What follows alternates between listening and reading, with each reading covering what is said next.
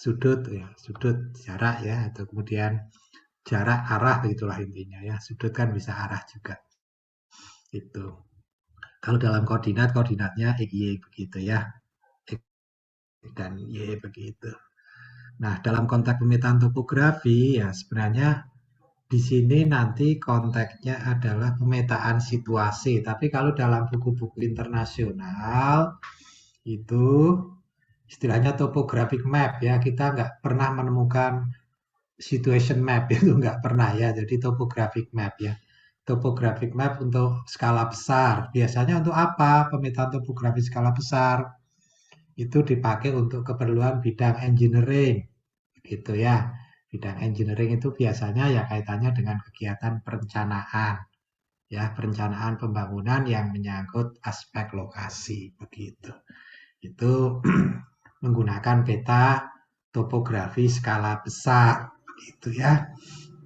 Nah, kalau orang sering sebut ya kalau skala besar dan keperluannya untuk keperluan tertentu tadi untuk bidang rekayasa atau engineering ya namanya peta situasi. Karena unsur yang ada di dalamnya, unsurnya itu bisa jadi lebih dari apa yang distandarkan di dalam peta topografi begitu ya. Aduh, jadi kalau konteks Indonesia peta dasar mungkin nanti Anda pernah membaca Undang-Undang IG ya, Undang-Undang Informasi Geospasial, Undang-Undang nomor 4 tahun 2011 itu. Di sana kan ada istilah peta dasar ya. Jenis peta dasar itu salah satunya adalah peta rupa bumi Indonesia. Itu ya disebutkan di sana. Nah, itu unsur-unsurnya terbatas begitu ya. Ada 8 unsur di sana atau 8 apa tema yang harus ada di dalam peta rupa bumi Indonesia. Kemudian istilah peta topografi sendiri kalau di Indonesia juga dipakai oleh peta yang dibuat oleh Jawatan Topografi Angkatan Darat ya. Itu ada istilah peta topografi. Unsurnya juga standar di sana. Nah, untuk itu kita kalau pemetaan skala besar untuk pembuatan ini keperluan engineering ya kita sering sebut membuat peta situasi saja. Jadi peta situasi itu tadi menyangkut unsur planimetris seperti yang pernah dipelajari di dalam survei teristri 1 ditambah unsur ketinggian topografi. Nah, ciri khas peta topografi tadi adanya objek atau adanya unsur ketinggian topografi ya. Ketinggian topografi. Ketinggian topografi di dalam peta digambar dalam bentuk apa? Sahdan? Sahdan Rafi. Halo, Sahdan. Nggak ada ya? Sahdan nggak ada. Ini tidur lagi berarti ya kuliah. Sahdan.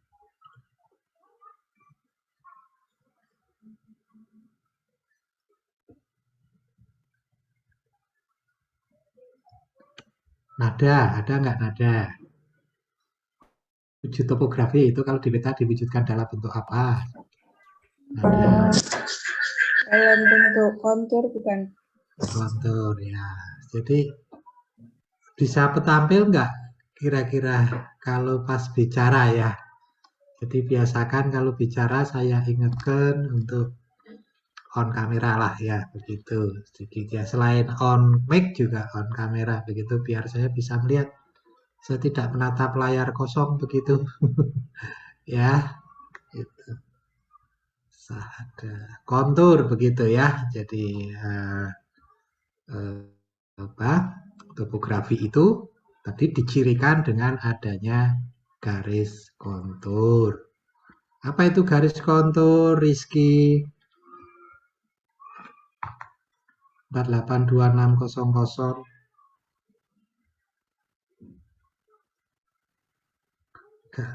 Ya, apa itu garis kontur?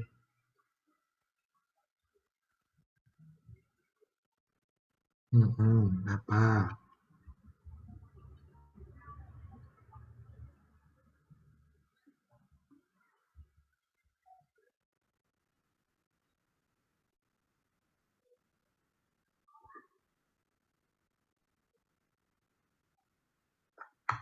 yang tertentu.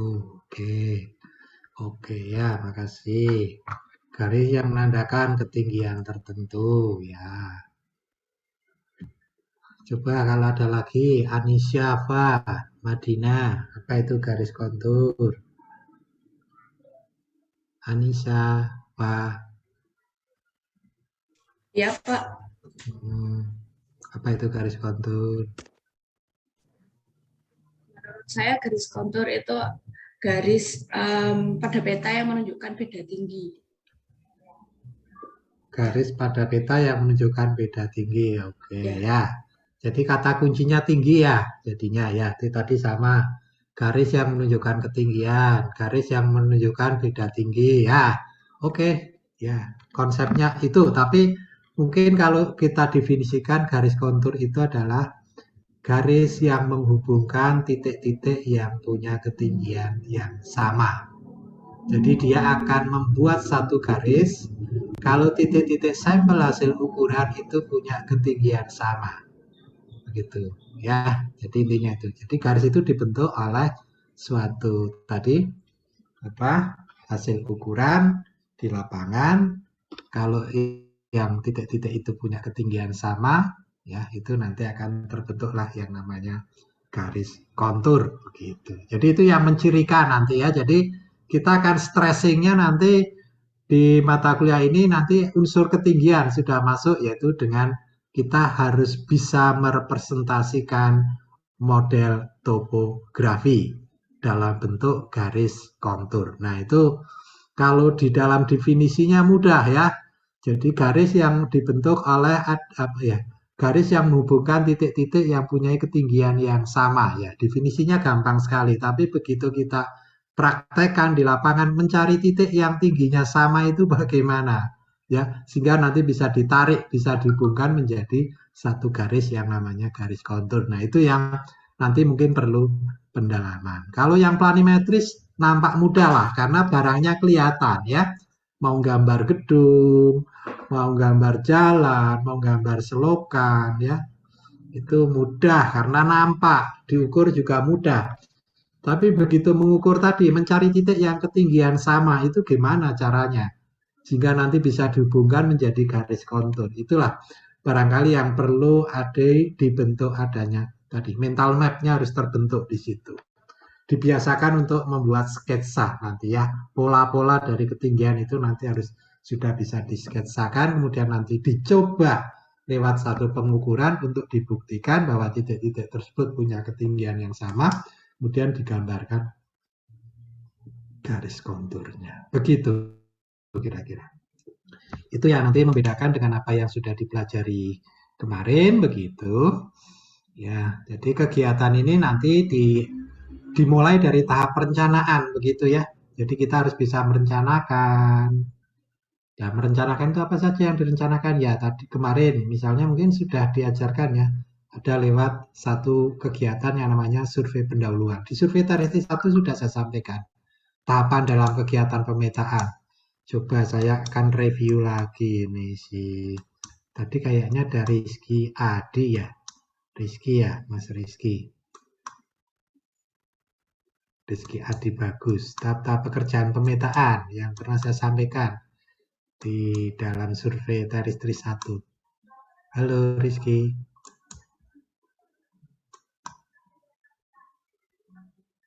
Mana Rizky? Ya. Tadi sudah ya, tadi Rizky ya? Oh ya, oh ya, namamu muncul lagi ya, ganti-ganti nanti. Kasihan ya, ya, oke, makasih Mas Rizky ya. Maaf, maaf ya. Oh, oh, siapa ya? Ada Kanisa, Kanisa Hilman ya, Kanisa. Ada Pak. Oke ya, Nisa ya. Datang Tahap ke pekerjaan pemetaan ya, tahap pekerjaan pemetaan ya. datang ke lokasi yang ingin dipetakan, Hmm. lihat situasinya, lalu bikin Ah, sketsa kasarnya, hmm. terus nanti kita coba cari Sketsanya sketsa kasar atau sketsa halus? sketsa kok, belum kok kasar tuh ya? Jangan kasar ah, yang halus lah. Ya, Oh iya, bikin sketsa begitu ya, sketsa lokasi. Tadi kayak sketsa konteksnya lokasi. perencanaan itu kan, perencanaan. Ya, terus Ya, terus dicari kira-kira gimana mau diletakin titik BM-nya. titik BM, titik BM itu apa ya? Titik buat eh, poligonnya, Pak. Oh, titik kerangka petanya Ya, gitu kerangka ya, petanya. Ya. kerangka peta ya. Terus Terus setahu saya udah, Pak. oh, itu aja. Habis itu sampai kerangka peta saja. Lah yang kontur-kontur tadi gimana? Iya, ya. Oke. Tahap pekerjaan pemetaan nanti kan ada gambar, ada apa ya. Dulu pernah tak sampaikan kok itu secara garis besar bagaimana proses melakukan pekerjaan pemetaan dari TRIS. Begitu urutannya 1, 2, 3, 4, 5 kalau nggak salah itu. Ya, harus saya buka lagi catatannya survei dari TRIS 1 ya. Oke, ya sampai situ nggak apa-apa nanti diperhatikan lagi ya. Diperhatikan lagi nanti biar yang coba yang lain saya pengen tahu dulu ini. Fadil ada nggak Fadil? Fadhil ya, Fadhil. Iya, ada Ya, Pak. ya. Tahap-tahap pekerjaan pemetaan, situasi, Kalau yang pertama melakukan survei ini kok pendahuluan, survei terus pendahuluan. terus eh, membuat membuat peta lokasi dan menentukan titik titik BM-nya Pak. Ya, Terus melakukan pengukuran detil, ya betul. terus membuat petanya Pak. Membuat peta, ya, ya memang mau membuat peta ya. Oke, iya. Jadi intinya melakukan pemetaan ya. Mungkin ini diperhatikan sekali lagi. Ini itu dibuka lagi catatan survei tadi itu satu. Yang jelas pertama tadi ada yang namanya kegiatan survei pendahuluan. Ya, setelah survei pendahuluan baru nanti proses implementasi yaitu pengukuran. Ya, setelah pengukuran ada pengolahan data. Setelah mengolah data ada penggambaran.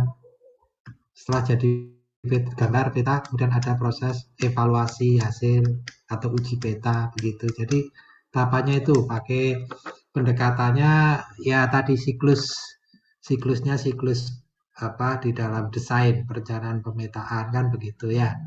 Mungkin perlu nanti dipahami. Jadi memang pertama tadi seperti yang disampaikan siapa tadi lupa saya. Kanisa apa siapa ya? Itu ada perencanaan. Nah, perencanaan itu ya, tidak membuat sketsa kasar ya, membuat sketsa yang halus ya mestinya ya. Nah, kalau dalam konteks peta topografi itu sketsanya apa saja begitu. Yang paling sulit tadi kan saya katakan ya. Jadi kalau sketsa tidak hanya membuat sketsa rencana kerangka peta ya, rencana titik-titik poligon atau titik-titik GPS atau apalah ya nanti intinya adalah membuat tadi ada yang nyebut istilah BM, BM itu benchmark ya. Saya kok lebih suka pakai namanya kerangka peta ya, titik-titik kerangka pemetaan ya. Wujudnya bisa dengan pendekatan pengukurannya poligon, bisa dengan GPS begitu ya, dan sekarang begitu bisa dengan cara triangulasi, trilaterasi ya, macam-macam itu. Tapi biasanya ya paling umum ya pakai poligon atau pakai pengamatan GNNS begitu ya nanti ke depannya kalau sudah belajar GNNS. Gitu. Jadi yang pertama tadi survei pendahuluan itu melihat situasi lapangannya seperti apa begitu. Ini bisa review lagi ya. Jadi batas-batasnya sampai di mana, kemudian mencari titik-titik, barangkali di lapangan sudah ada titik ikat atau titik tadi BM yang bisa digunakan sebagai kerangka peta ya, yaitu harus dimanfaatkan kalau memang itu sudah ada ya, sehingga nanti bisa tinggal merapatkan atau paling tidak mencari satu titik yang bisa digunakan sebagai titik ikat begitu. Ya, misalnya kalau di kampus UGM ya Anda harus bisa mencari namanya titik orde 00 ya, orde yang untuk pemetaan nasional. Di mana letaknya titik orde 00-nya yang nasional di UGM itu ada di utara bundaran UGM itu ya, di depannya apa namanya itu gedung Hotel UC ya.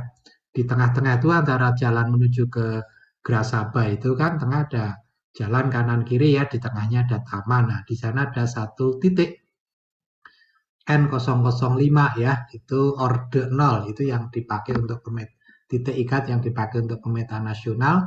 Biasanya itu nggak pernah sepi dari kegiatan kalau pas musim-musim pemetaan karena orang akan mengikatkan semua kegiatan pemetaan ke titik itu, begitu ya.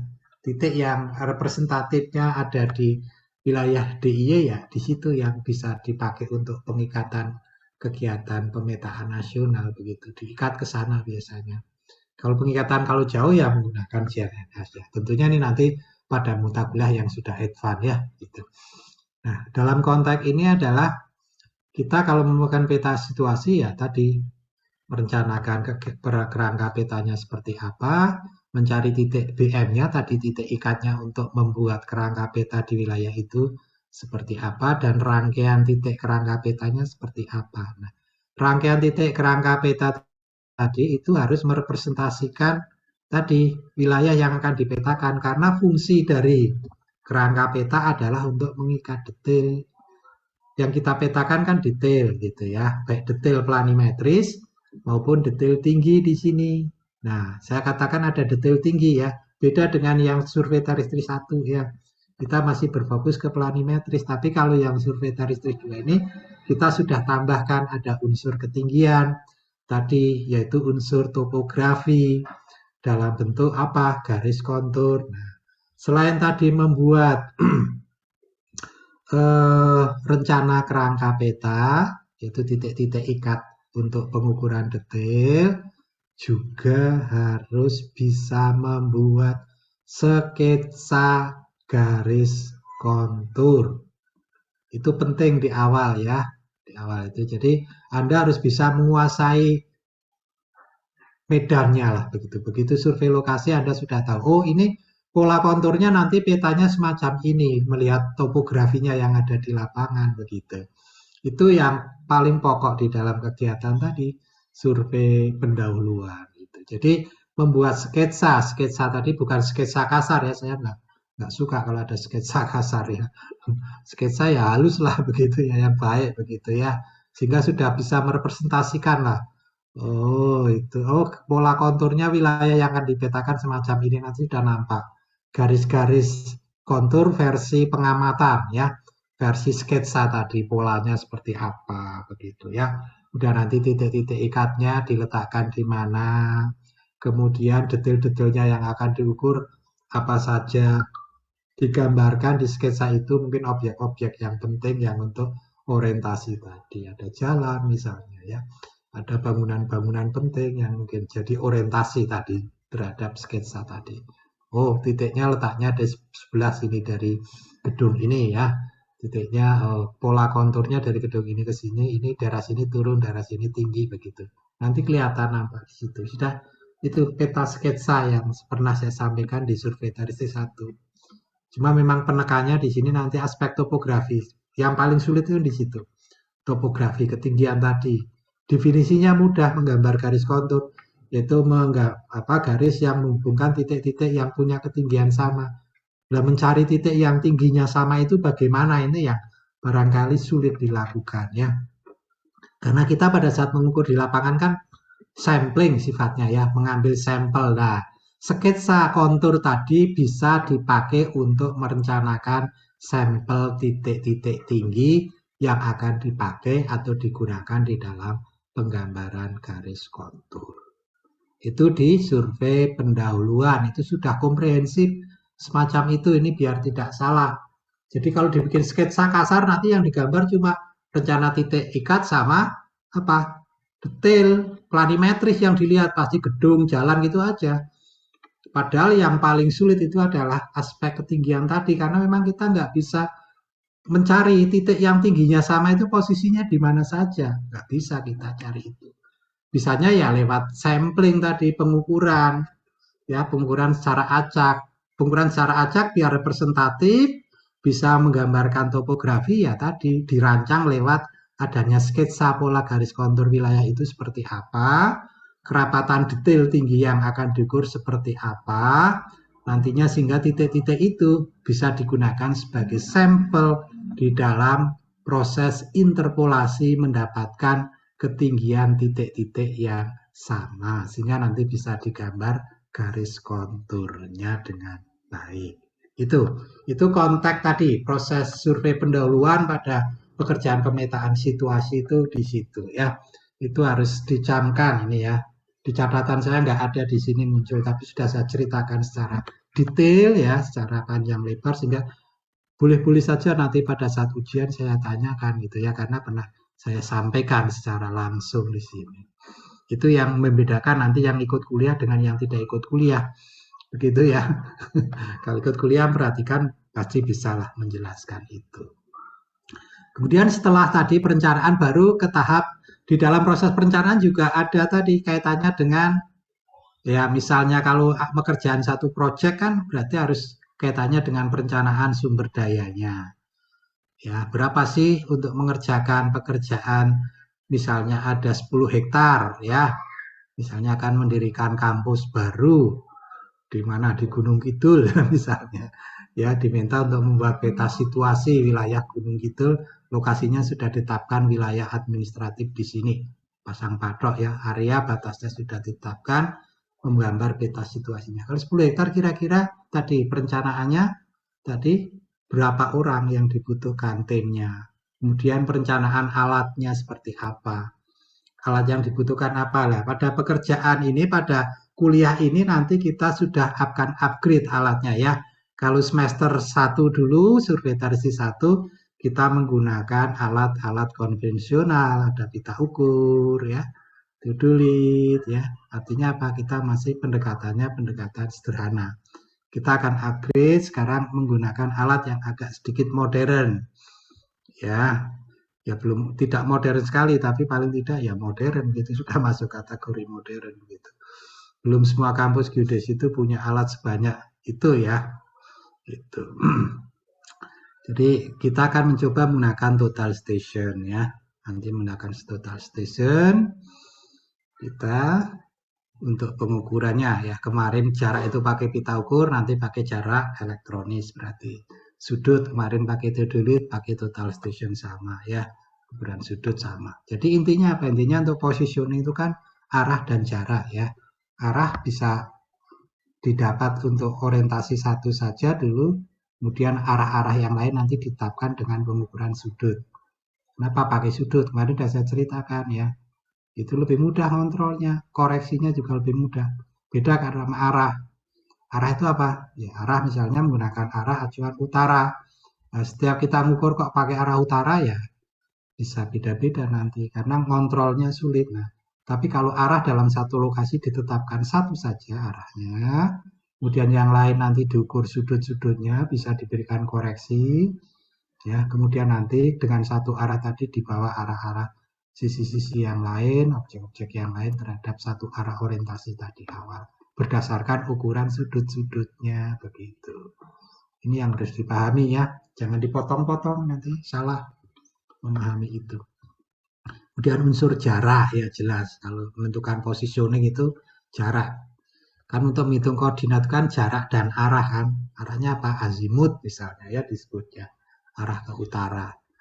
Ya ada desin cos alfa ya. Desin alfa, d cos alfa itu dapat E, dapat Y kan begitu. Itu D-nya jarak, alfanya adalah arah. Nah arah itu biasanya orientasinya di awal saja satu. Ke arah utaranya atau ke arah titik ikat yang sudah ditetapkan. Kemudian arah-arah titik-titik yang lain nanti berdasarkan ukuran sudut dengan membawa arah yang pertama tadi. Sehingga sama nanti ya, orientasi arahnya sama. Begitu. Itu di dalam proses perencanaan itu sudah detail tadi. Mencakup tinjauan lapangan untuk menggambarkan sketsa lokasi ya yang baik, termasuk perencanaan pengukuran detailnya, ya, detail planimetris maupun detail tinggi. kemudian perencanaan kaitannya dengan alat yang akan digunakan, kemudian perencanaan personil yang akan dilibatkan, kemudian perencanaan waktunya. Nah, waktu. Nah, ini semuanya hubungannya dengan finansial biasanya. 10 hektar dikasih waktu 5 hari. Misalnya ya, 10 hektar di waktu 5 hari. Kalau 5 hari berarti 10 hektar kan speed satu tim itu kan 2 hektar katakan begitu ya. Satu tim pengukuran survei terasis itu satu tim itu 2 hektar. Satu tim kalau pakai total station itu cukup ya 3 orang ya, nggak lebih dari itu. Ya, 3 orang itu sudah sangat cukup sekali begitu. Itu 3 orang ya, begitu. Satu hari 2 hektar, artinya kalau 10 hektar berarti 5 hari. Kan sudah dihitung. Alatnya berapa, sewa alat berapa, biaya per orang sehari berapa, nanti ketemu rupiahnya. Begitu. Nah itu di dalam perencanaan harusnya sudah sampai ke sana. Anda harus berpikir sampai ke sana. Sehingga tidak akan menyia-nyiakan tadi sumber daya yang dimiliki. Ya, kalau sudah pekerjaan betulan itu harus dihitung cermat. Oh ini 5 hari, orangnya 3, alatnya berapa unit, rupiahnya ketemu nanti. Sewa alat katakan kalau satu hari sewa alat, katakan 500.000 begitu ya. Kemudian satu orang surveyor bayarnya misalnya 200.000 ya. Kan sudah ketemu sehari paling tidak berapa juta itu. Ya, kalau enggak 1 juta lah operasional sehari itu. Ya, kalau 1 juta sehari, kemudian kalau 5 hari berarti 5 juta. Itu baru untuk pengukuran. Belum yang lain-lain ya. Nanti akan ketemu biaya-biaya lain-lainnya. Sehingga idealnya kalau 10 hektar itu biayanya berapa. Anda harus bisa merancang sampai ke sana ya di dalam proses ini nanti pekerjaan pemetaan. Sehingga apa? Anda bisa menghargai waktu. Waktu itu penting di situ dihargai begitu ya. Ya, karena ada mende ya, jadi orang hari kerja itu ya di situ. Terus alat hari kerja gitu ya, susunan alat hari kerja itu harus dihitung dengan baik. Sehingga Anda pun pada saat praktikum harus sudah bisa merancang itu. Sehingga tidak membuang-buang waktu hanya untuk duduk-duduk, rom-rom gitu ya, lihat-lihat alat, ada yang ukur, ada yang tidak ya. Gitu. Jadi harus betul-betul dirancang dengan baik. Nah, itulah proses tahap perencanaan itu di situ ya, merencanakan kaitannya dengan waktu ya, kemudian sumber daya tadi ya, nanti semuanya bisa dialokasikan ke rupiah biasanya. Ujung-ujungnya kan itu, ujung-ujungnya duit kan, begitu ya, ujung-ujungnya tadi untuk menghitung biaya kan begitu. Ini di proses perencanaan ini harus bagus. Kalau perencanaannya tidak bagus ya nanti misalnya Anda diberi pekerjaan ya, kalau pekerjaan gitu kan ada timeline-nya tadi ya, timeline ya, waktu. Ya kalau 5 hari ya 5 hari gitu ya. Misalnya 10 hektar tadi 5 hari ya, pekerjaan lapangan 5 hari selesai. Sehingga 7 hari itu sudah termasuk penggambaran misalnya ya. Macam itu. Dikasih waktu 1 minggu untuk menyelesaikan pemetaan 1 hektar yang akan dipakai untuk perencanaan kampus misalnya. Itu. Jangan lebih dari itu kalau waktunya. Kalau lebih dari itu ya tadi dari hitung-hitungan main day-nya sudah sama alatnya juga sudah molor, dari situ hitung aja 1 hari orang berapa bayar, kemudian 1 hari alat dipakai berapa kan ketemu rupiah gitu. Karena dalam satu kegiatan apapun pasti ada budgetingnya ya, ada pembiayaan yang dibatasi tadi.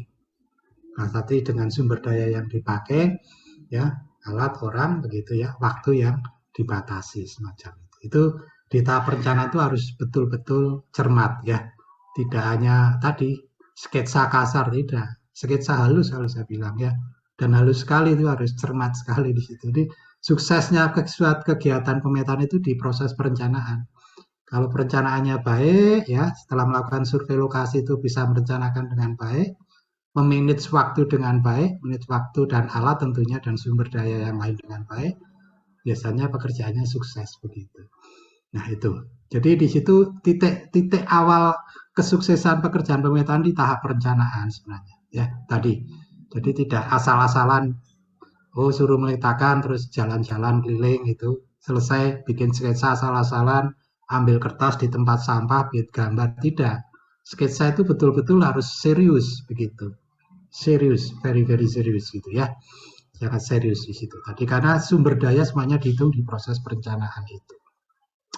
Kemudian nanti pengukuran lapangan. Nah, dari perencanaan tadi baru kita masuk ke tahap implementasi pengukuran. Nah, kalau di dalam perencanaan tadi, karena lokasinya jauh misalnya, Anda base camp-nya ada di Jogja, kantornya misalnya ya, ngukurnya tadi kampusnya ada di Gunung Kidul kan berarti perlu mobilisasi. Nah, itu juga harus dihitung waktunya di proses perencanaan tadi.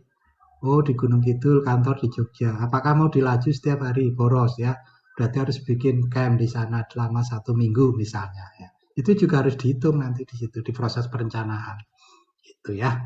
Jadi pekerjaan lapangan nanti harus betul-betul hasil dari perencanaan yang baik, bukan perencanaan kasar begitu ya.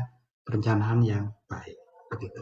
Jadi kalau ada yang mengajarkan perencanaan kasar itu menurut saya kurang tepat begitu ya.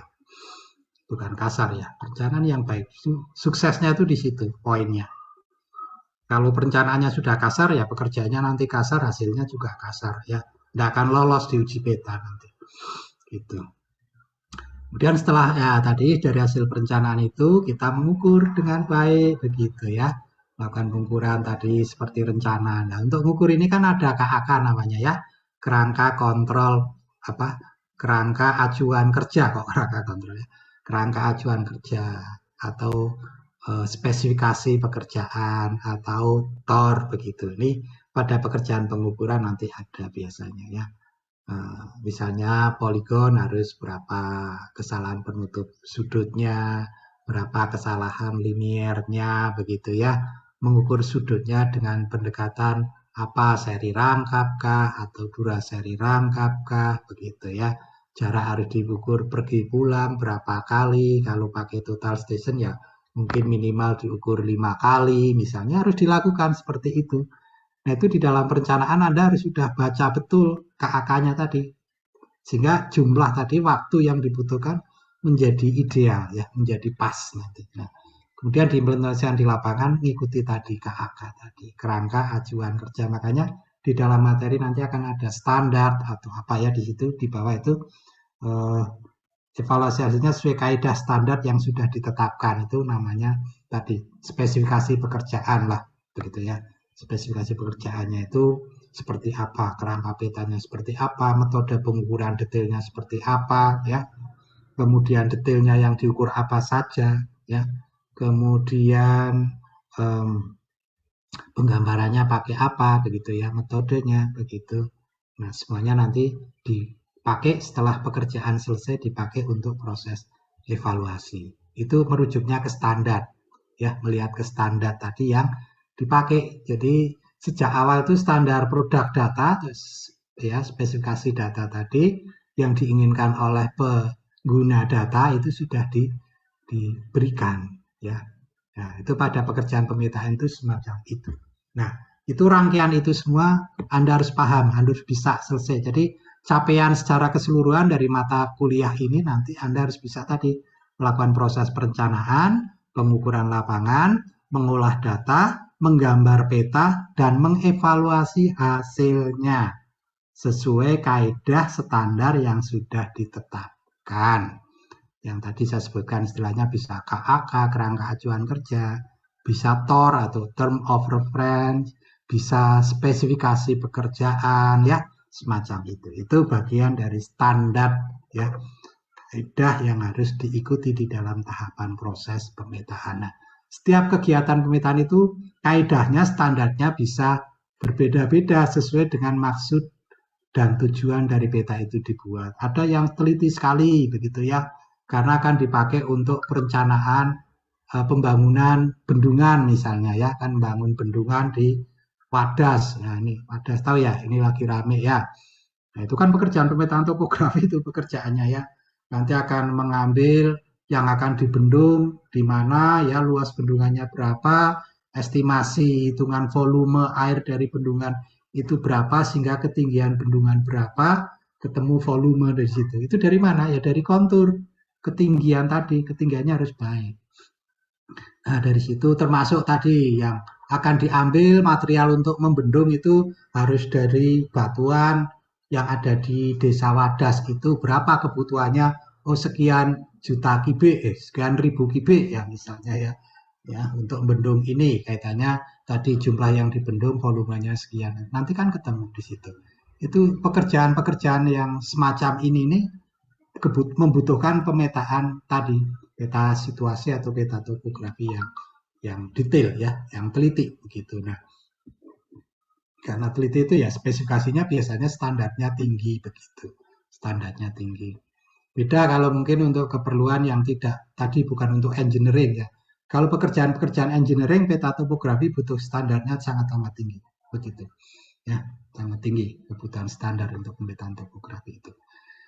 Itu yang perlu dipahami di dalam ini konteks tadi konsep dasar pemetaan situasi harus dipahami dari awal dengan baik ya. Jadi jangan asal-asalan begitu. Biasanya ini bisa konfirmasi nanti lewat ujian atau lewat kuis atau apa untuk itu. Nah ini kemarin sudah saya sampaikan ya sebenarnya ya. Jadi kaitannya dengan pembelajaran mata kuliah ini nanti menjelaskan ruang lingkup pemetaan skala besar ya. Mulai dari perencanaan tadi sudah saya jelaskan dalam rangka pemetaan topografi atau situasi secara digital ya. Jadi kita menggunakan alatnya nanti alat total station gitu yang nanti akan Anda pelajari di praktek. Kemudian menjelaskan dan menerapkan. Jadi Anda nanti ada standar ya, standar nasional atau norma standar atau TOR pekerjaan begitu ya. Nanti namanya apalah. Kalau SNI kan biasanya untuk keperluan nasional, standar nasional ya, rujukan. Tapi kalau pekerjaan-pekerjaan ini lebih tepat biasanya memang menggunakan TOR pekerjaan atau KAK pekerjaan begitu. Ya ini saya mengikuti karena yang di kurikulum yang diamanatkan ya. Intinya standar begitulah menggunakan standarisasi pemetaan yang ada. Sumbernya bisa macam-macam nanti orang buat standar itu ya. Bisa dari SNI, bisa norma, standar, KHK, TOR ya. Macam-macam gitu. Kemudian Anda harus bisa menunjukkan sikap profesional ya. Itu nanti biasanya ini di praktikum ini nampak sekali ya. Kalau di kuliah ya nanti profesionalnya nanti tampak dari apa ya keaktifan dan lain sebagainya begitu ya. Gitu. Dalam tim disiplin dalam menjalankan tugas sesuai dengan peran dan tanggung jawabnya. Nah, biasanya kalau praktikum ini yang bisa untuk mengukur ini biasanya di praktikum. Dan mengenali dan mengidentifikasi metode ya. Anda harus tahu tadi metode-metode yang akan dipakai serta kemampuan ya. Kemudian kesiapan alat ya, alat-alat yang akan dipakai itu seperti apa yang memenuhi kriteria syarat agar hasil ukuran nanti menjadi baik begitu ya. Baik total station maupun sifat datar ya yang dibutuhkan dalam kerjaan pemetaan. Kemudian menjelaskan metode dan menggunakan secara terampil gitu. Selain menjelaskan ya, orang kan kalau ngetesnya kan menjelaskan dulu tuh. Makanya kalau ujian kan jelaskan begitu ya. Setelah dijelaskan nanti dibuktikan lewat praktek. Antara penjelasan tadi dengan prakteknya sama enggak begitu. Ya, capaiannya ya tadi setelah bisa menjelaskan bisa mengerjakan, mempraktekkan ya atau menggunakan ya. Kaitannya keterampilan alat-alat tadi yang dipakai di dalam pekerjaan pemetaan situasi skala besar kira-kira semacam itu begitu.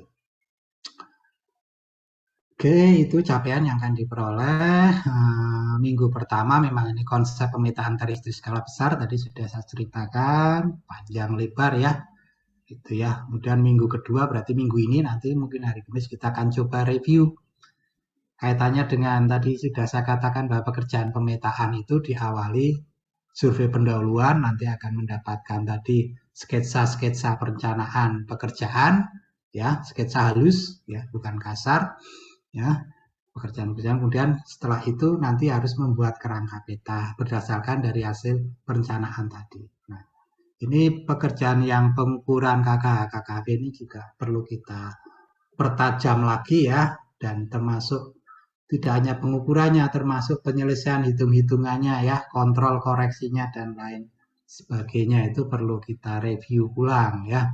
Karena dari pengalaman kemarin pada saat ujian akhir ya di survei Tarisi 1 kan sebenarnya sudah ada soal KKH KKV ya. KKH-nya kemarin saya minta untuk menghitung dan menggambar poligon, yang gambar poligon grafis ya, karena konteksnya konteks pemetaan sederhana kan penggambaran poligon secara grafis itu nggak ada yang bisa gambar secara grafis ya, grafis dengan baik, sudut arahnya betul, skalanya betul begitu ya, padahal hanya cuma 4 titik itu hampir semuanya nggak ada yang bisa tepat ya. Ya, arah saja masih bingung, belum tahu arahnya kemana. Misalnya sisi 1 terhadap titik 1, titik 2, artinya sisi 1, 2 sudah disebutkan di sana, azimutnya adalah sebesar new Anda ya, dibagi berapa derajat, berapa menit, berapa sekon begitu ya, dengan angkanya kalau nggak salah sekitar 48 derajat, itu rata-rata new-nya kan 48 ya angkatan ini. Sebenarnya sudah bisa dilihat kemiringannya, estimasi arah utara terhadap sudut azimut 48 derajat itu sudah nampak. Kalau gambarnya itu sudah salah ya sudah fatal, itu sudah salah itu. Artinya Anda belum tahu apa itu azimut kan begitu. Itu secara grafis. Kemudian grafis juga koreksi grafisnya bagaimana ya. Cara koreksi grafis. Ini kemarin masih itu. Kemudian saya lanjut yang hitungan numeris ya. Jadi grafis numeris sudah diajarkan di survei teristri 1, makanya ini namanya review. Kemarin hasilnya juga aduh sayang ya. Jadi makanya kemarin nilainya sebenarnya kalau mau jujur saya itu soal nomor 5 dan 45 ya. KKH itu 4, 5 itu KKV itu jebol semua di situ ya. Tapi ya tadi kalau sudah bisa menjelaskan separuh itu rata-rata kemarin kalau saya lihat ya baru bisa ngitung desin dekos itu rata-rata sampai itu habis selesai gitu ya. Tapi yang bisa clear juga ada ya karena punya strategi, dia sudah belajar ya dari sebelumnya ya, sudah terampil menggunakan itu sehingga cepat ya.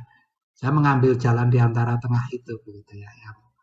Yang cepat ya ini, tapi perlu saya verifikasi juga cepatnya itu tadi menggunakan formula yang sudah disiapkan karena ujiannya kan online ya, saya nggak bisa melihat satu persatu ya, melihatnya secara global dari Zoom ya. Apakah dibantu yang lain atau tidak di balik layar itu ya sulit memonitor dari sini ya karena Zoom. Tapi dari situ sebenarnya sudah bisa mengukur lah kemampuan begitu ya. KKV itu nggak ada yang betul kemarin ya, nggak sampai koreksi terutama. Jadi baru bisa sampai mengurangi rambu muka, rambu belakang. Jadi membedakan rambu muka, rambu belakang pun masih banyak yang salah. Mayoritas salah kebalik kemarin rata-rata. Ya, tapi apakah saya kasih nol kan tidak ya. Kalau nol nilainya bisa nggak lulus semua itu satu angkatan ini ya. Kalau saya strict, kalau tidak betul 100% nol itu, aduh nggak lulus semua ini. Waduh ini yang repot ini kalau nggak lulus semuanya. Makanya mungkin nanti kita perlu banyak berlatih, belajar gitu ya. Artinya belajar kan proses ya, improvement di situ ya, proses untuk peningkatan. Sehingga mungkin dari pengalaman kemarin nanti kita coba belajar, kita tingkatkan lagi kaitannya dengan penguasaan tadi dalam rangka pembuatan kerangka peta, baik kerangka kontrol horizontal maupun kerangka kontrol vertikal. Lah, kerangka kontrol vertikal itu penting di sini nanti ya. Kerangka kontrol vertikal menjadi penting karena kita akan mengukur unsur ketinggian.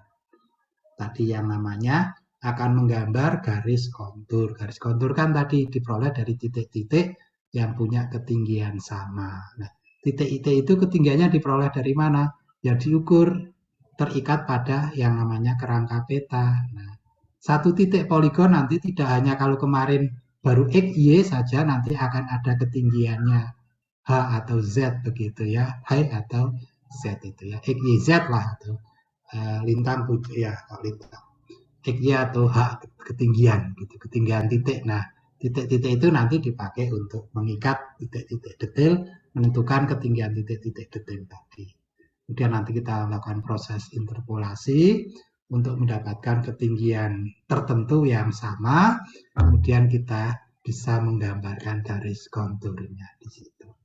Itu. Jadi KKV menjadi sangat vital karena itu yang akan menentukan keberhasilan tadi mengukur posisi detail, baik detail planimetris, XY-nya maupun detail ketinggian Z-nya dari KKV Z, kalau KKH itu yang XY-nya tadi.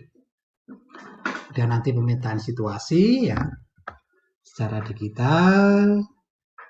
Alatan survei nanti kita akan pelajari alat surveinya ya, kita harus tahu sebenarnya sudah saya review di pengenalan alat ya tentang survei apa total station itu, dan proses koreksi alat atau kalibrasi alat ukur itu. Kemudian syarat dan prosedur penggunaan alat total station dan auto level.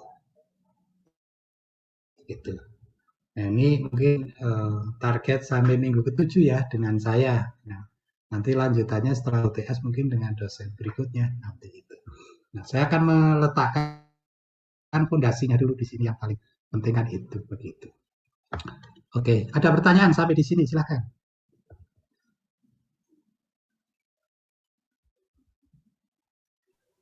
Izin bertanya Pak Diono. Ya, silakan siapa ini? Gopur ya. Mas Nggih. Gopur. Gimana Mas? Kalau yang survei planimetris kemarin kan kalau kita membidik bangunan itu kan yang dibidik itu kan pojok-pojoknya gitu nggih Pak. Nah, tapi kalau yang ada ketinggiannya ini apakah berarti nanti yang dibidik itu pojok gendengnya gitu Pak? Ya, jadi kalau bangunan ya, ini untuk konteksnya bangunan ya. Nggih. Ya, bangunan itu kan kalau bangunan satu bangunan kan ketinggiannya sama ya. Ya kan, ketinggian sama. Untuk planimetrisnya kemarin kan dari tritisnya itu ya jatuhnya ini ya proyeksi dari atap ya ke bawah gitu ya. Oh iya, nggih. Ya kan, ya sama, itu sama. Cuma kalau kemarin kan hanya koordinat EG-nya, kalau ini nanti sama koordinat tingginya Z-nya. Nah, Oh tapi berarti ya, gimana? berarti yang dibidik itu bukan pondasinya ya Pak, tapi lebih ke atapnya gitu Pak. Bukan atapnya, ya Atau pondasinya, tapi yang jatuh dari tutupan atapnya. Itu kan oh kalau masalah. membuat peta itu kan nampakkan tanpa atas toh sebenarnya kan. Ya kan? Jadi tanpa atas kan ujung-ujung bangunan itu kan ada di ujung-ujung atap. Proyeksinya jatuh ke tanah itu ya di situ biasanya titik-titik yang dipakai untuk menggambarkan itu gitu. Ya, tapi ini nanti sebenarnya di KAK tadi, KAK yang menentukan. Ya, kalau secara umum ya dari tadi proyeksinya proyeksi dari atas ke bawah nanti ya. Tapi kalau di KAK kok mintanya mengukurnya berdasarkan pondasi bangunan, ya pondasi bangunan, enggak apa-apa. Toh nanti setelah pondasi bangunan dengan halaman biasanya ketinggiannya berbeda ya. Kalau yang masalah itu. Nah, ini masalahnya nanti tadi di kerangka acuan kerjanya atau di tornya ya. Itu harus jelas, memang membuat tor itu harus jelas di sana. Jadi untuk keperluan pemetaan ini yang diukur kalau bangunan itu mau yang mana. Tapi harus seragam, konsisten ya. Kalau tadi misalnya kok memang diminta, kalau secara umum ya tadi proyeksi dari atapnya. Karena yang bangunan tuh nampak kalau dari atas itu kan proyeksi tadi dari atapnya toh bahwa wilayah bangunan adalah wilayah yang tertutup oleh tadi kanopinya kan begitu. Jadi batas-batas kanopinya kan begitu. Bukan pondasi. Pondasi kadang-kadang kan ada di dalamnya. Ya, contohnya kayak geodesi itu kan atapnya lebih lebar tuh daripada pondasinya tuh. Atau sama ya? Saya malah nggak perhatikan. Lebih lebar ya? Ya lebih lebar atap Lebih harusnya Pak. lebar kan? Iya, lebih lebar atap kan dari pondasinya gitu. Nah, biasanya proyeksi dari itu sudah masuk kategori bangunan kan sebenarnya. Ya, kategori bangunan kan itu, bukan bangunan. Nah, tapi ya tadi kembali lagi ke kerangka acuan kerjanya. Kalau yang diminta adalah batas-batas pondasinya gitu ya. Batas-batas pondasinya karena mungkin ketinggian pondasi dengan ketinggian biasanya untuk keperluan sipil beda itu ya. Itu penting. Tapi kalau untuk keperluan perencanaan misalnya orang dari perencanaan itu bisa jadi tadi pakai kanopinya ya. Jadi cakupan luasan kanopinya, batas-batas kanopi itu bisa. Jadi memang tadi harus hati-hati di situ memahami detail ya, detail terutama untuk bangunan itu ternyata juga pemahamannya bisa beda-beda. Tapi secara umum kalau kita tidak didefinisikan itu ya tadi dari kanopinya tadi. Gitu. Tapi kalau di ketentukan lain berdasarkan pondasinya ya pondasi gitu ya, gitu. Gitu ya Mas Gofur ya. Nggih, matur nuwun Pak. Ya, ada lagi yang lain?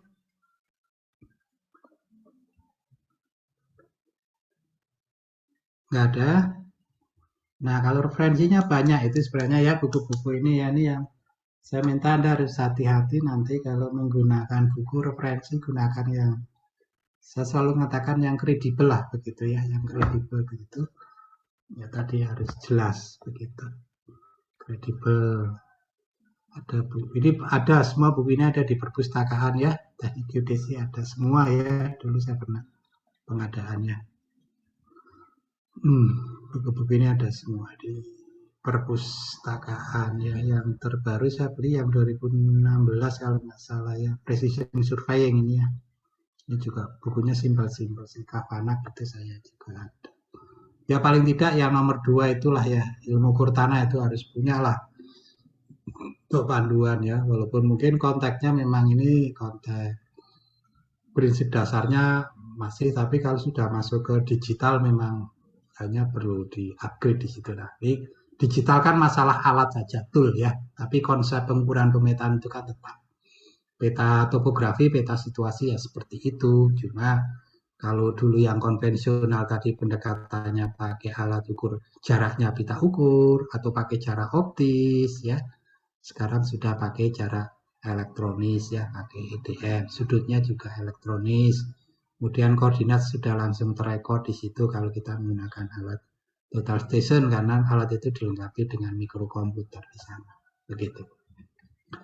Jadi ini ya nanti luangkanlah waktu untuk membaca ya paling tidak ini yang buku nomor 2 lah yang paling gampang yang ilmu ukur tanah itu ya di Gajah Mada Press itu nggak mahal kok bukunya ya kalau sekarang kondisinya masih kayak gini kan bisa lewat online ya pembelian itu juga saya kira itu saya belum cek sih ya di online ada atau tidak ya tapi saya kira ada sekarang kan apa-apa sudah bisa dijual online begitu ya dan harganya juga enggak kalau di Gama Press itu waktu itu saya sekitar berapa itu enggak sampai 100.000 kok harganya itu ya sisihkan sedikit ya yang untuk beli bakso tadi dikurangi begitu untuk beli buku dulu bakso 4 kali gitu ya puasa dulu sebulan nanti sisihkan dulu itu silahkan itu nanti dibaca kalau yang lain-lain ini ya kalau ada yang e-booknya mungkin bisa dicari kalau ada yang bocoran e-book ya silahkan Anderson ya Blackwood yang Gilani ini bukunya tebel-tebel dan memang harganya mahal ya kalau aslinya saya beli itu Gilani itu sekitar 2 jutaan ya buku aslinya ada itu di kampus Anderson juga ada ini di saya bawa kalau nggak salah karena saya sering masih baca yang surveying theory and practice itu ya bukunya ini lumayan tebel ya oke that's good Gilani juga tebel sama dengan ini Kavanaugh lumayan tebel sama ya kalau yang precision survey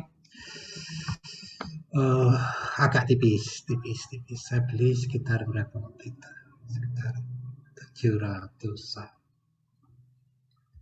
Scofield Engineering Survey juga lumayan separuhnya dari ini Anderson ini ya kemudian Fundamental Surveying juga ini enggak tebal gitu agak tipis itu ya jadi memang ini literaturnya orang surveying ya memang bukunya itu ya tinggal nanti mengembangkan sehingga tidak menggunakan buku-buku yang tadi apalagi dari blog dari ya blog-blog itu ya mungkin beberapa betul tapi belum terverifikasi lah secara keilmuan begitu belum terverifikasi dengan baik sehingga perlu Anda menggunakan buku-buku yang baik begitu.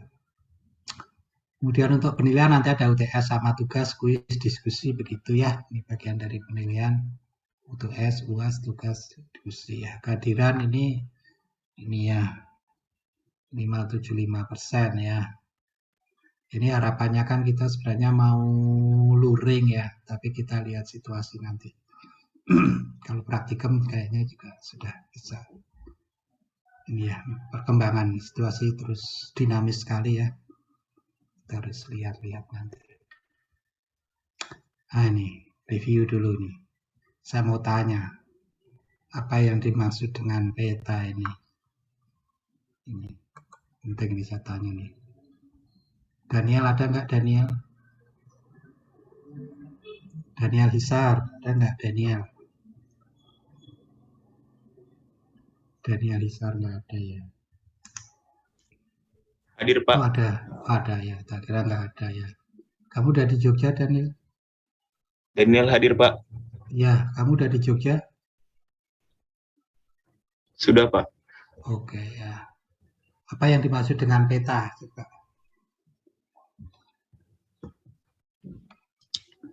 Peta adalah gambaran dari permukaan bumi pada bidang datar dengan skala dan sistem proyeksi tertentu, Pak. Oke, ini bukunya siapa ini?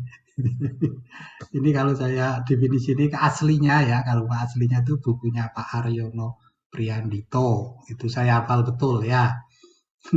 Definisinya seperti itu. Ya. Ada dari Google ya. Ya, tapi itu kalau aslinya bukunya Pak Aryono Priandito. Hafal betul saya. Ya, karena hampir setiap hari ketemu dengan peta gitu ya. Kemudian kegunaan dari peta ya. Di bukunya itu ada bukunya Pak Aryono itu. Saya kira Anda belum baca bukunya ya. Mesti ini dari Google-nya. Nah, kegunaan peta.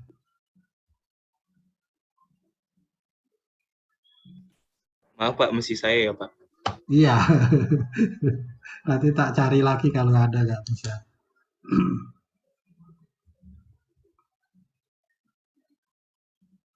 Lagi Google belum ketemu ya. Sudah. Iya.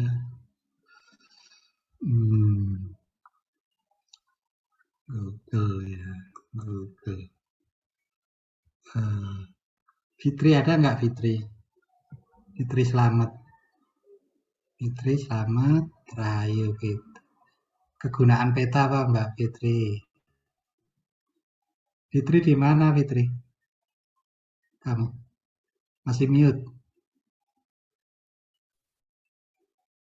Kok nggak ada suaranya Fitri?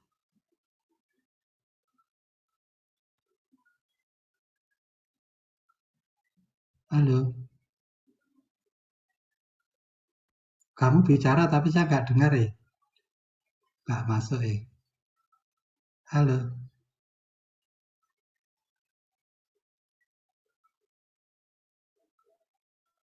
Halo.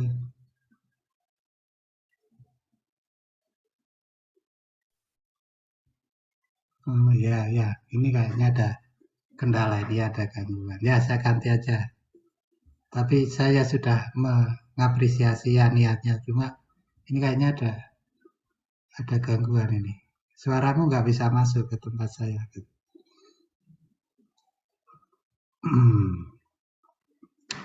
Oke. Anisafa ada nggak Anisafa? Madinah. Ada Pak. Kegunaan peta, Mbak siapa? Kegunaan peta membantu peneliti untuk melakukan survei Pak. Dan mengetahui kondisi tertentu. Membantu peneliti melakukan survei.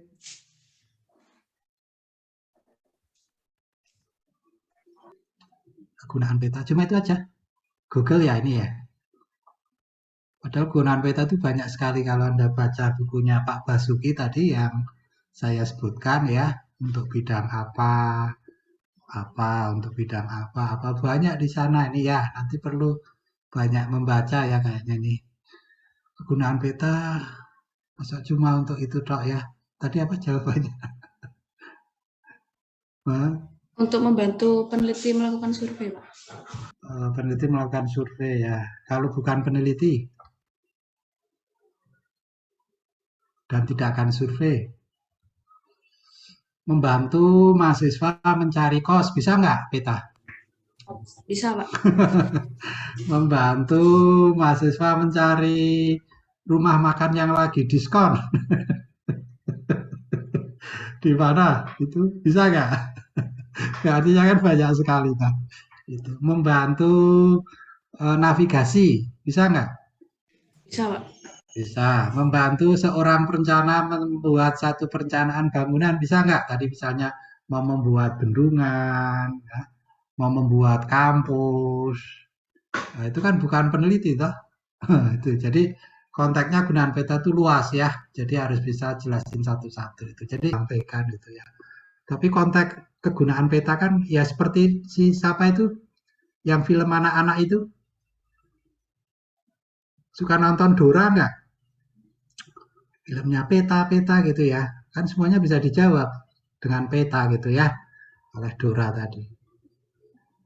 Pernah nonton film itu nggak yang peta-peta begitu? Iya itu ya. Aduh, ternyata masih semuanya orientasinya Google ya. Google tadi juga definisinya sangat primitif sekali ya. Sangat prematur, bukan primitif. Maaf, sangat prematur. Sangat simpel begitulah kira-kira. Padahal jawabannya bisa luas sekali. Peta itu bisa skalanya ya 80% informasi itu basisnya sekarang ke peta, ke lokasi begitu. Oke, menurut Undang-Undang IG ada 2 kategori jenis peta.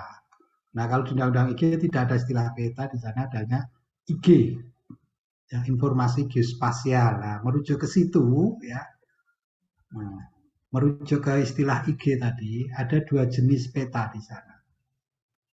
Apa itu kira-kira yang merujuk ke definisi IG yang ada di Undang-Undang IG nomor 4 2011?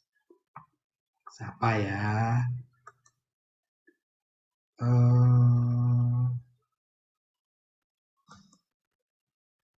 Abi Satya, ada nggak Abi Satya Wicaksana?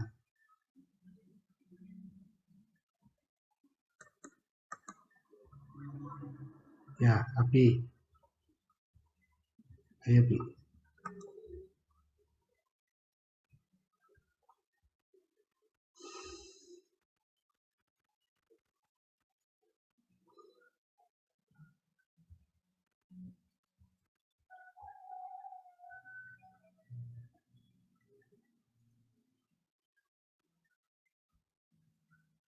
Nggak ada.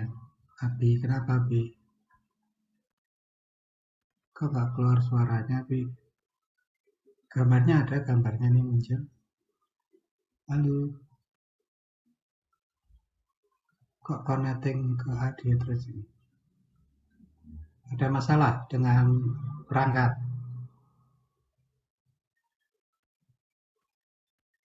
Oke ya, ya udah, saya ganti aja nih daripada ini. Tri Kurniawan, ada nggak Tri Kurniawan? Ada, Pak. Oke, apa coba menurut tadi? Ada 2 kategori jenis peta ya di situ.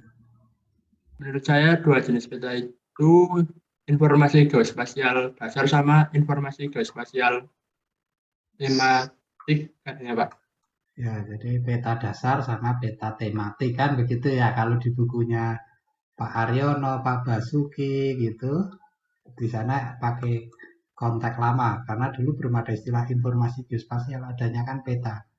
Kalau orang bicara informasi geospasial biasanya ya konteks dulu ya peta, peta begitu. Ada peta dasar, ada peta tematik begitu ya. Nah, peta dasar itu seperti apa? Dan peta tematik seperti apa? Ada contohnya enggak? Kalau yang peta tematik itu peta yang menggambarkan satu tema yang mengacu ke informasi geospasial dasar. Contohnya itu peta kemiskinan, tingkat kemiskinan suatu wilayah gitu, Pak. Misalnya Ya, yang itu berarti apa? Peta, peta apa? Peta tematik ya. iya, Kalau yang peta dasar, coba. kalau yang peta dasar mungkin kayak kayak in- kayak geografis biasa, Pak.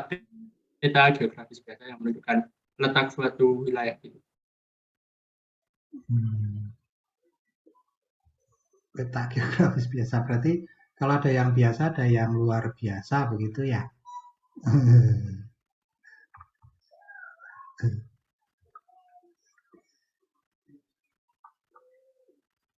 Ada yang biasa, ada yang luar biasa.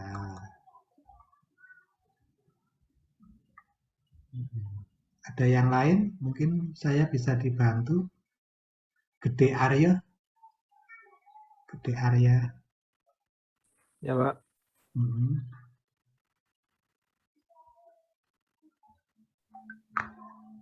Jenis-jenis peta yang ini ya, Pak, yang dasar ya, Pak.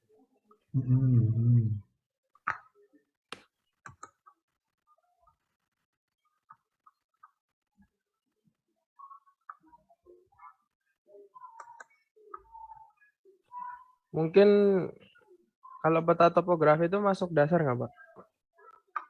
Ya, peta topografi dasar ya. Kalau dalam konteks Undang-Undang IJ kan istilahnya peta rupa bumi Indonesia. Peta rupa bumi Indonesia itu kan peta topografi sebenarnya itu. Ya, konteksnya itu.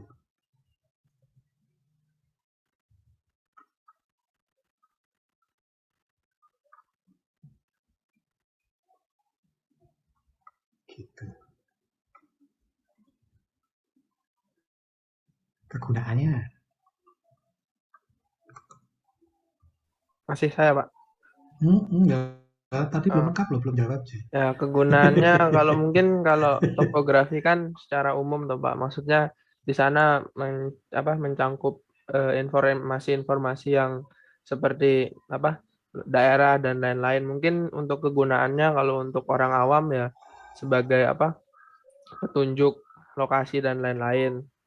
Dan kalau mungkin untuk ilmuwan yaitu sebagai acuan survei dan lain-lain. Mungkin gitu, Pak. Ya, oke. Nanti banyak membaca ya semuanya aja. Oke.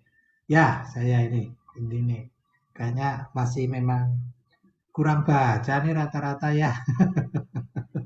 Tadi jadi ada buku referensi, tolong nanti banyak baca.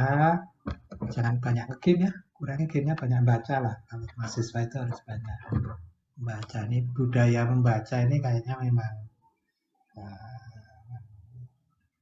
masih sangat lemah begitu ya, sehingga memahami konteks itu tadi masih belum bisa baik begitu ya, masih setengah-setengah gitu ya. Oke. Jadi memang betul ada dua peta istilahnya ya, kalau dalam konteks umum peta itu ada peta dasar dan peta tematik ya. Kalau peta dasar itu isinya memang unsur-unsur dasar. Kalau dalam Undang-Undang IJ itu ada yang namanya peta rupa bumi Indonesia ya, kalau yang di darat itu ya. Jadi yang kita bicarakan ini dalam konteks peta dasar sebenarnya, cuma memang karena spesifik, skalanya besar, kita sering sebut peta situasi ya. Ada unsur penting di itu yang membedakan, yaitu adanya unsur ketinggian kontur. Nah, kontur dipakai untuk apa? Nih kontur ini yang paling banyak dipakai memang untuk kegiatan perencanaan itu ya. Itu kontur misalnya akan merencanakan jalan raya ya. Kalau jalan raya itu kan perlu kelandian ya namanya ya. Jadi naik turunnya itu kan harus kelandiannya kan terukur karena kaitannya dengan tonase kendaraan yang akan lewat, sehingga misalnya kemiringan jalan itu maksimal 5% ya. Artinya kalau kita punya medan topografi yang sangat terjal, berarti kan harus dilakukan proses rekayasa di sana. Ya, itu yang namanya tadi engineering itu kan melakukan rekayasa.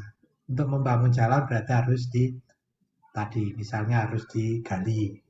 Dan bagian yang rendah harus ditimbun. Nah, untuk menghitung tadi galian timbunan, biasanya menggunakan tadi unsur ketinggian begitu ya.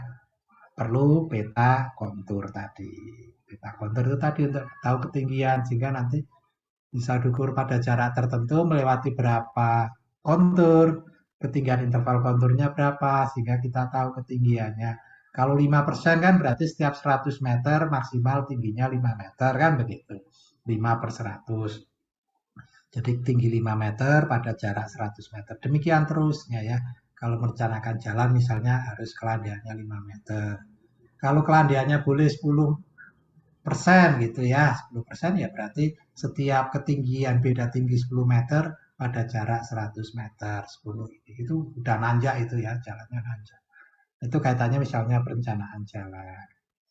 Itu di peta dasar ada garis kontur itu. Nah, kalau kontak rekayasa tadi peta situasi yang saya sampaikan di awal. Bendungan tadi misalnya untuk menghitung volume bendungan, ya. Menghitung volume bendungan itu kan dari luas dan tinggi. Nah, tinggi diperoleh dari mana? Ya dari kalau di peta perencanaan ya dari garis konturnya itu. Seberapa tinggi sih wilayah itu, gitu ya. Batasi oleh kontur ketinggian berapa sampai berapa dan wilayahnya luasnya berapa. Setiap garis kontur tadi nanti akan ketemu estimasi hitungan volume bendungan begitu. Jadi menghitung bendungan itu pakai kontur ya, kontur. Makanya itu pentingnya tadi kita belajar dengan baik tentang tadi kontur ya, peta ketinggian, peta topografi di situ. Kalau peta tematik sih banyak ya. Kalau peta tematik dasar ya peta-peta bidang tanah, peta penggunaan tanah, ya peta tata ruang itu yang konteks-konteks umum setiap hari dipakai itu di dalam pemerintahan itu ya. Namanya peta tematik begitu. Jadi itu yang saya sebutkan tadi kegunaan dari peta itu banyak sekali ya. Jadi saya katakan kan 80% lebih lah semua informasi terangkat dengan istilah namanya informasi geospasial atau peta begitu. Peta ya. Jadi semua unsur tidak hanya seorang peneliti saja tadi ya, tapi banyak sekali. Jadi harus mencoba membuka wawasan. Kenapa kita perlu membuat peta yang baik? Di situ dalam konteks tadi kegunaan peta itu sebagai salah satu sumber informasi fundamental sekarang ya yang menyangkut lokasi biasanya menyangkut lokasi. Semua kegiatan pembangunan perencanaan itu merujuk kepada satu lokasi. Ini saya gambarkan di dalam siklusnya begitu ya.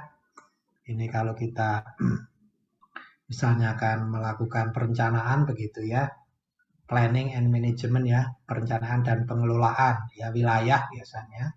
Seorang perencana, seorang apa ini atau ya di birokrasi pemerintahan kan semuanya semua kegiatan pembangunan kan merujuk pada satu lokasi begitu sehingga perlu perencanaan yang baik. Nah, sumbernya dari mana? Sumbernya ya dari sini. Dari yang namanya proses pemetaan tadi atau spatial data acquisition. Jadi Anda itu punya kedudukan yang sangat fundamental di sini sebagai seorang surveyor nanti menentukan baik tidaknya informasi yang akan dipakai di sini oleh para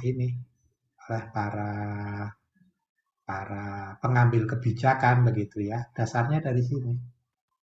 Data acquisition. Metodenya apa ya? Sekarang yang kita pelajari metode data acquisition-nya pakai pendekatan teristris begitu ya. Survei teristris. Jadi survei langsung, kontak langsung dengan objek yang dipetakan di lapangan. Namanya kegiatan pemetaan survei teristris. Gitu ya. Nanti hasilnya adalah peta yang dikelola dalam basis data. Ya, nanti ini sudah masuk ke SIG ya. Nanti Anda belajar SIG di sini. Ya, setelah Anda kuat proses pemetaan itu Anda kuat cukup fundamentalnya, nanti Anda masuk ke data manajemen nanti ya, data manajemen data gitu ya di sini. Dia nanti menghasilkan satu produk peta ya. Sekarang kan trennya semuanya sudah digital ya, sehingga semua pemetaan ya harus dikelola lewat satu basis data spasial yang nanti bisa dikeluarkan informasinya, disajikan informasinya tidak seperti dulu lagi harus peta cetak ya. Tapi kalau sekarang harus sudah dalam bentuk informasi geospasial tadi namanya. Produknya salah satunya namanya peta. Nah, informasi geospasial tadi punya peran fundamental di dalam proses planning dan manajemen. Ya, tadi ada tata ruang, ada kalau rekayasa tadi saya contohkan membangun bandungan, mau merencanakan jalan, baik jalan kolektor, jalan provinsi, jalan tol itu semuanya membutuhkan peta untuk bisa tadi merencanakan dengan baik rutenya mau kemana, ya lebarnya mau berapa, yang dibebaskan lahannya siapa saja, itu basisnya kan peta gitu ya. Ada peta bidang tanah, ada peta topografi tadi kaitannya ketinggian, ada peta penggunaan tanah, kaitannya ada peta geologi mungkin kaitannya dengan struktur tanah, kekuatan tanah ya. Ini semuanya dalam rangka tadi untuk perencanaan. Oh ini daerah sini, daerahnya tanahnya labil ya, berarti harus merencanakan konstruksinya seperti apa. Itu semuanya kan ada peta, misalnya peta geologi gitu ya.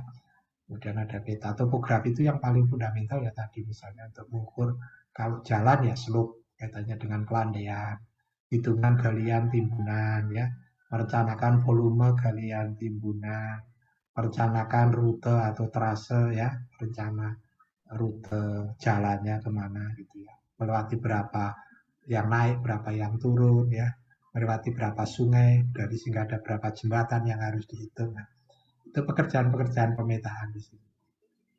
Data acquisition-nya, proses pemetaan itu menjadi fundamental, dan itu yang membuka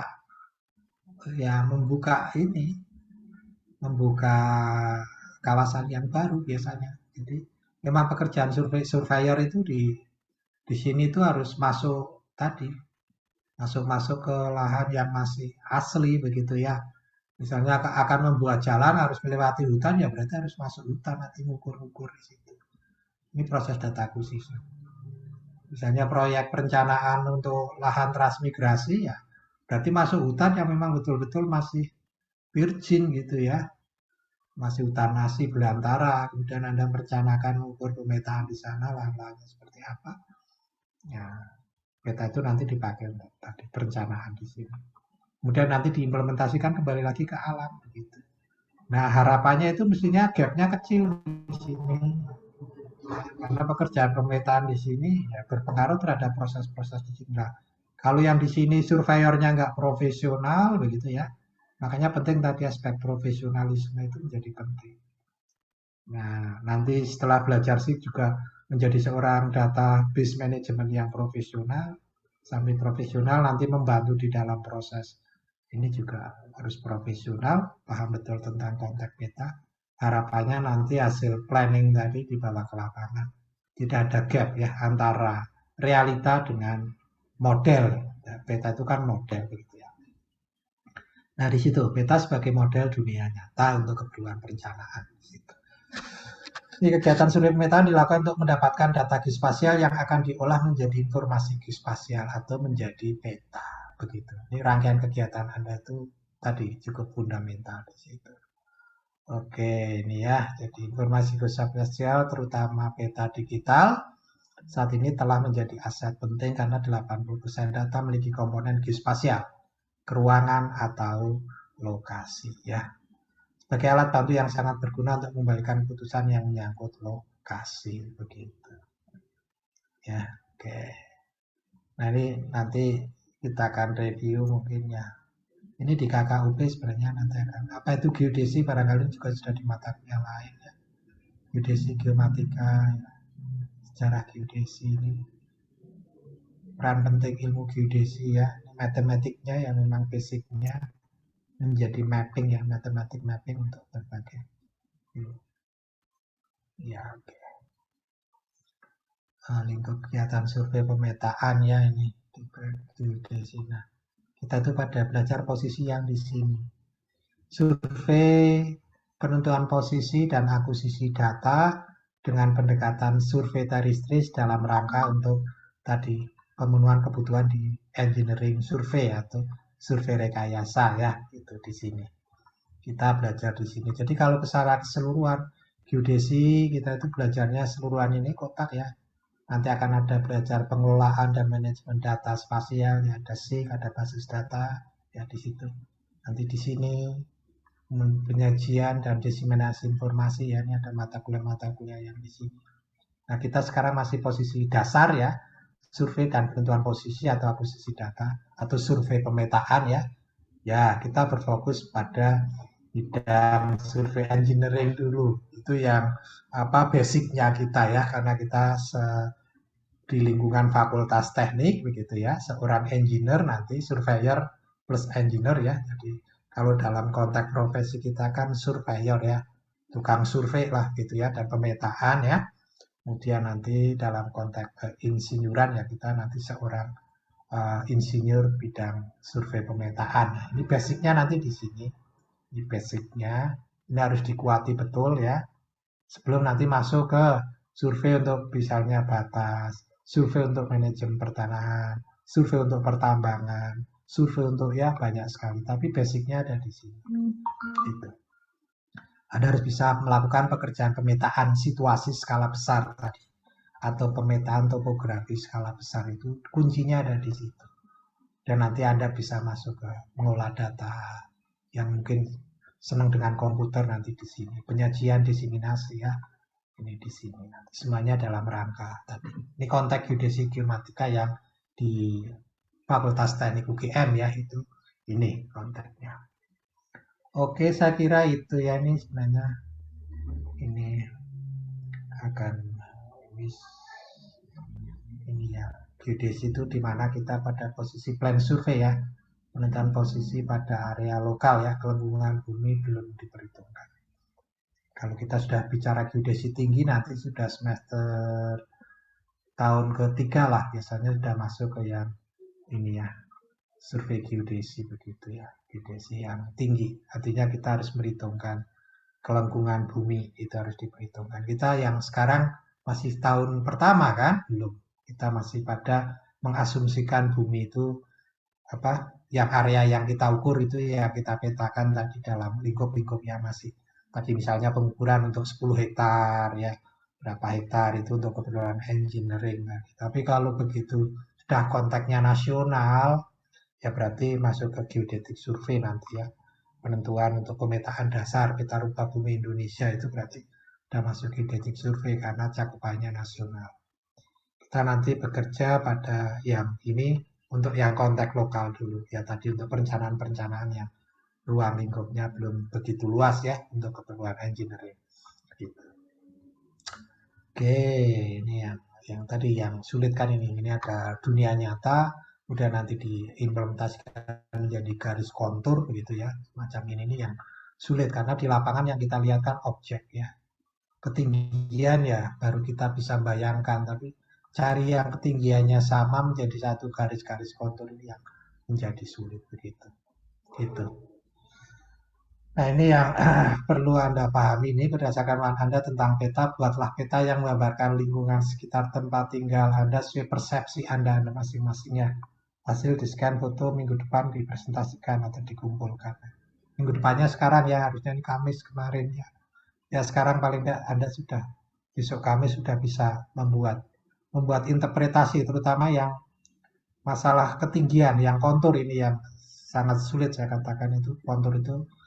Kita membayangkan saja enggak sulit, apalagi daerahnya datar gitu, ini konturnya kemana larinya yang titik tingginya sama ya, itu seperti itu begitu ya. Tapi kalau nampak gambar gunung-gunung kayak gini mudah ya, ini oh gunung, ini gunung ya, itu menjadi mudah. Tapi begitu nanti sekitar Anda mungkin daerahnya datar ya, Anda belum bisa bayangkan konturnya ini kemana ya garisnya, arahnya gitu ya, yang ketinggiannya sama itu jadi satu garis, itu yang menjadi sulit itu di situ gitu. Oke, saya kira itu ya. Jadi ini pengumpulan data geospasial atau pemetaan itu ya. Itu kita masih di sini nanti ya, proses statistis. Nanti ada mata kuliah lanjut nanti fotogrametris, ada JNNS ya. Semuanya nanti dalam rangka membuat peta tadi. Konteksnya adalah membuat peta tadi, ada skala, ada proyeksi ya. Proyeksi itu untuk apa ya tadi? Proyeksi itu mengurangi distorsi tadi. Kalau kita sudah bicara bumi sebagai bukan bidang datar lagi ya, tapi bumi secara utuh sudah model yang ada elipsoid itu ya, semacam itu. Oke. Ya.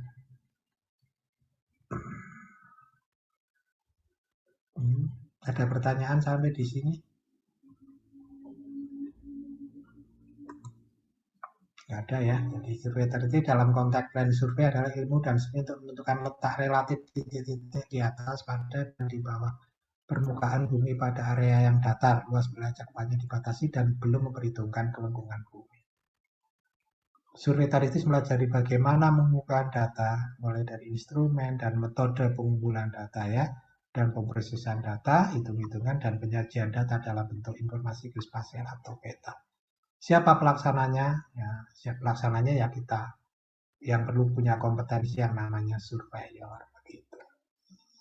Apa itu dasar survei pemetaan? Kegiatan pengumpulan data secara sistematis ya. Survei dalam hubungan dengan pemetaan, surveying, kegiatan dilakukan untuk menentukan lokasi spasial titik yang ada pada dekat kemampuan serta tanda pengenal atributnya. Kegiatan survei statistik meliputi pengukuran jarak horizontal, vertikal antar titik objek, pengukuran sudut data data diolah menjadi kemudian posisi di bumi yang dikerjakan dalam bentuk koordinat. Gitu. Oke, ini saya kira definisi-definisi semacam ini udahlah nanti ya. Tapi yang penting pemahaman. Ini misalnya nih ada mau gambar kontur ya, sekali lagi nih, kalau kita bikin penampang ini satu kontur ini dari A ke B gitu ya, penampangnya seperti ini nih, kalau kita bayangkan itu kan ada gunung begitu ya, misalnya ada bukit begitu ya, ada lembah. Kira-kira nanti kalau digambar kontur kan semacam ini. Ini Anda harus bisa merepresentasikan nanti ya, ini kaitannya dengan tugas membuat sketsa tadi, di sekitar Anda itu konturnya seperti apa sih. Nah, kemudian ini ada apa ya? Ini juga penampang ya. Penampang ini ketinggian dari 40 sampai 120 ya. Kalau jadi kontur itu ya berarti kira-kira semacam ini 40 per berapa itu ya. 40 ini 100 begitu ya. Ini 150 ya. 115 kalau ada posisi di sini nih, ada titik gitu ya. Nah, nanti kontur ini. Ini kalau penampang ya. Berarti Anda untuk membayangkan gambar kontur itu harus kita membayangkan penampangnya seperti apa gitu ya. Bentuk penampangnya kalau diiris lah. Penampang itu kan irisan. Kira-kira seperti itu. Ini nanti bisa untuk merepresentasikan kira-kira konturnya seperti apa. Begitu. Oke, ini peta topografi saya kira ini. Peta lama ya, tapi sudah bisa menggambarkan kontur ini ya, rapat sekali. Nah, kali ini peta planimetris ini peta batas RT, RW gitu ya. Ini peta sarana prasarana ya, menggambarkan sarana prasarana. Ini peta tematik, kali ini peta dasar. Peta topografi ini zaman dulu sekali itu orang sudah bisa menggambarkan kontur semacam ini. Masa sekarang di era modern gambar kontur nggak bisa. Ini tahun berapa ini peta tahun? Tahun berapa ini peta ini? Tahun 1944. Indonesia merdeka tahun berapa? Halo?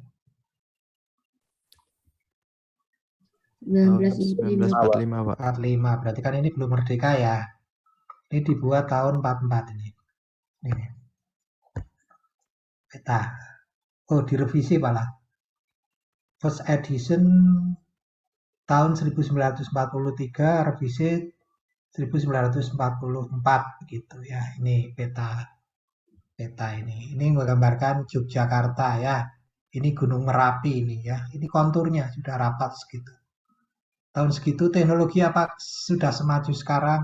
Belum ya. Artinya saya pengen memberikan ini bahwa ini masalah spirit ya. Jadi orang akan mengetahui bisa menguasai tadi alam itu dengan baik, merencanakan dengan baik. Ya kalau sudah ada peta yang baik di situ. Nah, peta baik itu apa ya? Seorang insinyur geodesi nanti yang punya tugas besar berat itu ya untuk menggambarkan lokasi itu. Ini peta Jawa Madura ya. Ini yang lembar peta yang Gunung Merapi ini saya ambilkan satu contoh di sini. Ya, ini Gunung Merapi ini sudah bisa digambarkan kontur wilayah Jogja itu ya ke bawah ini. Nah, ini ada sungai-sungai. Nah, ini kan bisa menjadi sejarah lah begitu. Ternyata dulu ada sungai di sini, sekarang sungainya di mana kan bisa untuk evaluasi dari situ. Itu dari peta ya, artinya peta itu menjadi penting begitu ya. Tadi mencatat sejarah juga kaitannya dengan perkembangan situasi atau alam di tempat yang dipetakan. Oke, saya kira itu dari saya. Sudah jam 9.40, nggak terasa ya 2 jam ya. 9.38 di jam saya. Kalau ada pertanyaan silahkan. Izin bertanya, Pak. Ya. Izin bertanya untuk tugasnya tadi, Pak. Itu luasannya kira-kira seberapa luasnya, Pak? Ya, Anda bisa membayangkan saja lah obyeknya ya, misalnya di tempat Anda. Saya tidak menuntut yang luas-luas, tapi saya pengennya Anda bisa membuat satu objek ya, yang nyata di lapangan, kemudian menggambarkan pola konturnya. Yang penting kan tadi saya katakan dari awal, kontur itu sulit sekali karena kita bayangkan saja sulit ya, kecuali tadi dengan mudah kalau ada gunung gitu ya, mudah gitu ya. Tapi kalau wilayahnya itu datar itu sebenarnya yang tingginya sama itu di mana itu yang sulit itu ya. Monggo lah saya persilahkan nanti sejauh mana, selebar mana menurut Anda kelayakannya ya. Yang penting saya pengen Anda bercerita tentang garis kontur ya. Tapi garis kontur ini kan dari sketsa dulu ya, karena nanti kan dibuktikan lewat pengukuran. Survei pemetaan itu kan buktikan hasil sketsa tadi. Tadi yang saya katakan bahwa di dalam proses survei pendahuluan itu kan nanti ada salah satunya sketsa ketinggian itu menjadi hal yang fundamental lah. Sekarang Anda mengamati sekitar Anda itu kira-kira kalau planimetrisnya kan mudah ya, gambar rumah, gambar jalan kelihatan nampak. Tapi kalau yang kontur polanya itu seperti apa gitu. Itu yang sulit di situ ya. Membayangkan kontur terutama di daerah yang wilayahnya datar begitu itu seperti apa itu sulit. Gitu.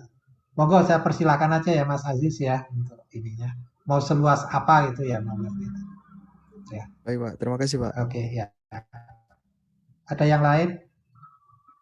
Tidak ada. Baik kalau tidak ada, ini sudah jam 9.40. Terima kasih. Saya tutup. Assalamualaikum warahmatullahi wabarakatuh. Waalaikumsalam.